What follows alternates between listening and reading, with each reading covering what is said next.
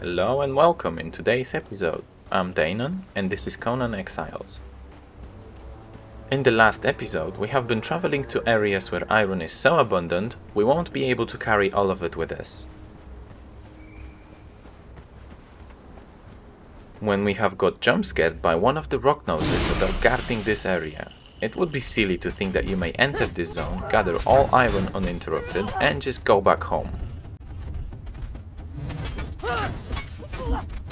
Prepare yourself, as there will be numerous rock noses in this area with an occasional chance for the greater one, mini-boss, to respawn here. Fast forward a few minutes, and I have decided that fighting one of these foes for about a minute with our current weapon is a bit odd, so I have crafted the two-handed sword, which will be amazing against multiple enemies as you can not only cripple them, effectively slowing them down, but also damage few enemies with a single swing of your weapon.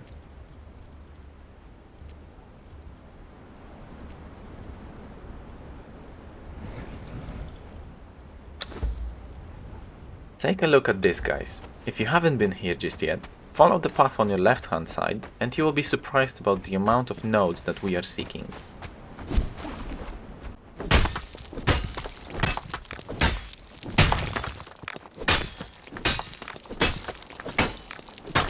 And voila! I wasn't joking, but hear me out. This is not even 20% of what you can get in here. Stick with me and I will show you why.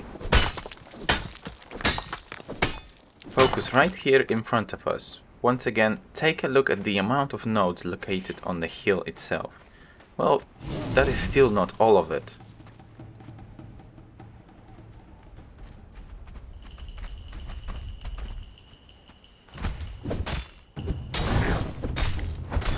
Now I will skip this fight, but will present you another one that has occurred literally a few seconds later, where you will be able to see how much more effective the two-hander is against these creatures. Still took me about a minute to defeat them, but most of all we are still rocking, pun intended, with the inferior stone weaponry, and second of all we took two at the same time, unlike with daggers.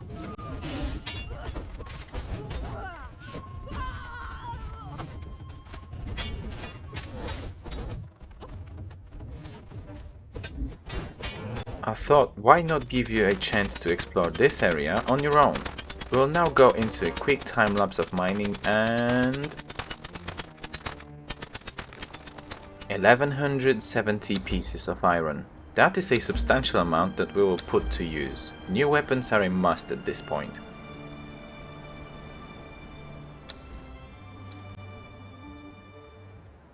We have also took a little break and learned few new things, but unlike last time, I will spare you the details and talk more in practice, when we put our new abilities to use.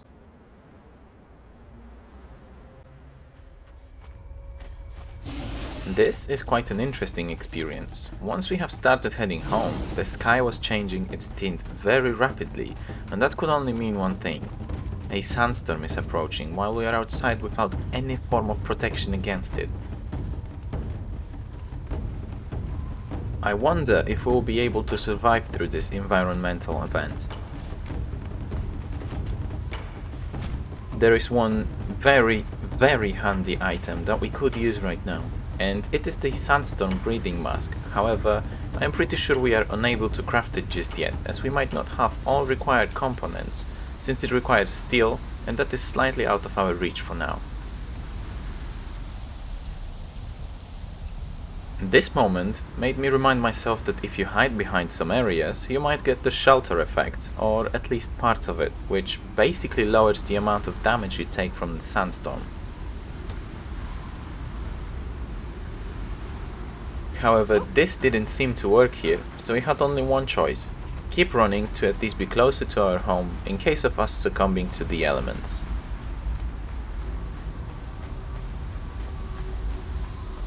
Lastly, what I can say is that we might be fine after all, as the bandages we made restore a respectable amount of health, meaning we can in theory keep applying them until the sandstorm goes away.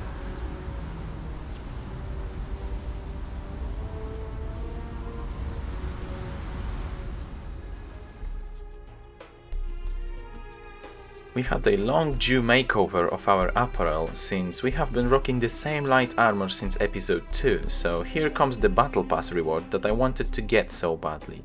While I have been waiting for the top piece to finish crafting, I couldn't just patiently wait for the last part to be made, so I just took out whatever we have crafted and dressed up in it.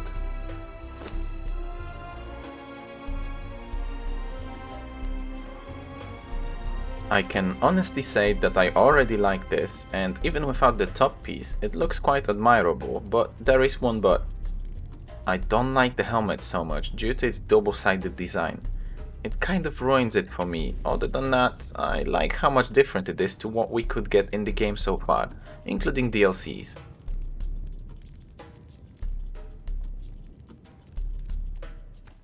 Anyways, let's pick up our top and see how it all looks together.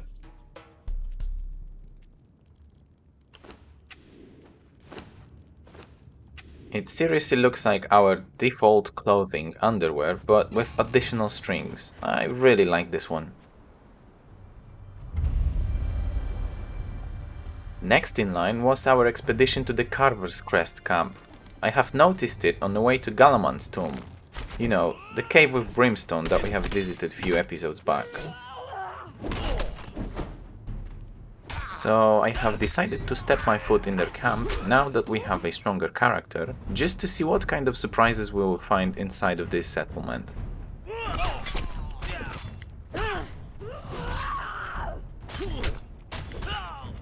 And to the surprise of no one, the camp was filled with exiles of various professions and tiers, so we had to fight our way into the inner part of this camp.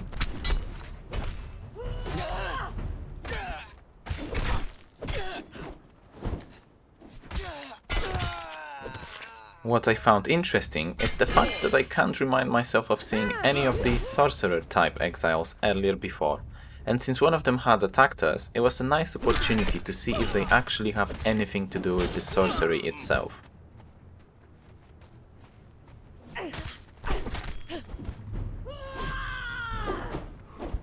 This one was a little bit more resilient than the regular exiles that we have encountered, however she wasn't of any difficulty to fight with. What was a big letdown though was the fact that I haven't seen her casting any damn spells, like what kind of sorcerer you are. There was something that has gotten my attention now that we have defeated the mighty sorcerer with no spells to cast. There was an item inside that I also have no recollection of seeing it before, so I grabbed it as well as the skull that was in there, only to realize later on that hunting these sorcerers is part of the Age of Sorcery Chapter 2 season quest. There are 3 types of bounty hunting: turn in a head, turn in a body, and turn in a head and a body. You can also loot required items from exiles that are not named, just like this one right here. For our next adventure, I have taken us to the area where spiders reside, only to gather some gossamer that I need to progress with battle pass challenges, as well as to store some of it for the future.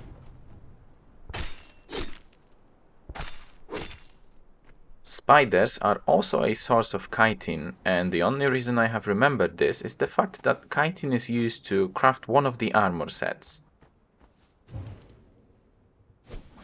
Since it has been a while that I've played Conan Exiles, I had to remind myself of the most effective way to gather gossamer, as I forgot, hence few wasted spots of it for learning purposes.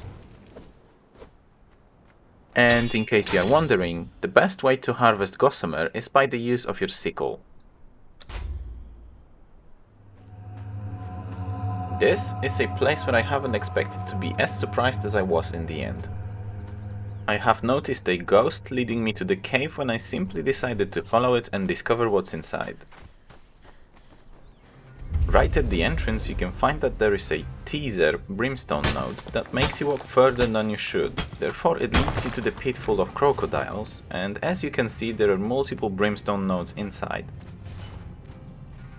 Anyways, I have ventured deeper into the cave expecting just regular crocs when I have stumbled upon a mini-boss, Corrupted Croc, that made me get the out of there quicker than I have came here. Most creatures that are in fact a mini-boss type will have glowing eyes, and that sets them apart from their regular counterparts, not mentioning obvious features as stronger attack and way more resilience.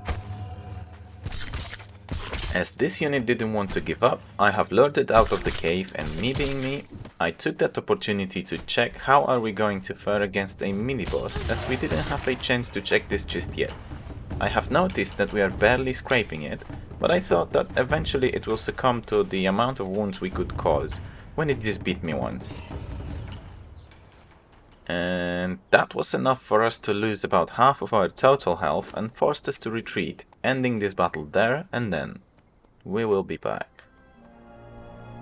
For our next adventure, I have started wandering around Howling Plateau when I have spotted a small tribe, which of course has awakened my inner curiosity, when I have noticed that there is an exile that I have seen before. An exile that always carries a lot of goodies on them, but we had to go and get them first. What was a very irresponsible move was to engage in a fight against them without checking the durability of our main weapon. This has led to it breaking on us mid-fight, and once again we had to take a short jog out of the combat in order to save our life. This time, however, we didn't really take a break that we should, as we had few exiles following us. So I grabbed a pickaxe and mined a stone node on the go, followed by fixing our obsolete stone daggers, all during an active fight. So the exile that has gained my attention is a bearer, which corresponds to their role as a carrier of goods. They tend to drop quite a few different things, but mainly these are bundles of items. Once we got them out of the way, it was the time to see if they have dropped anything of value, when my curiosity pushed me to open up the bundle they have left behind. And this in turn has caused it to unpack in our inventory, making us immediately over-encumbered. My next few minutes at this point in time were occupied by trying to figure out a place that we could use to drop the stuff that is slowing us down, when I have thought about using the chest in the Exiles camp.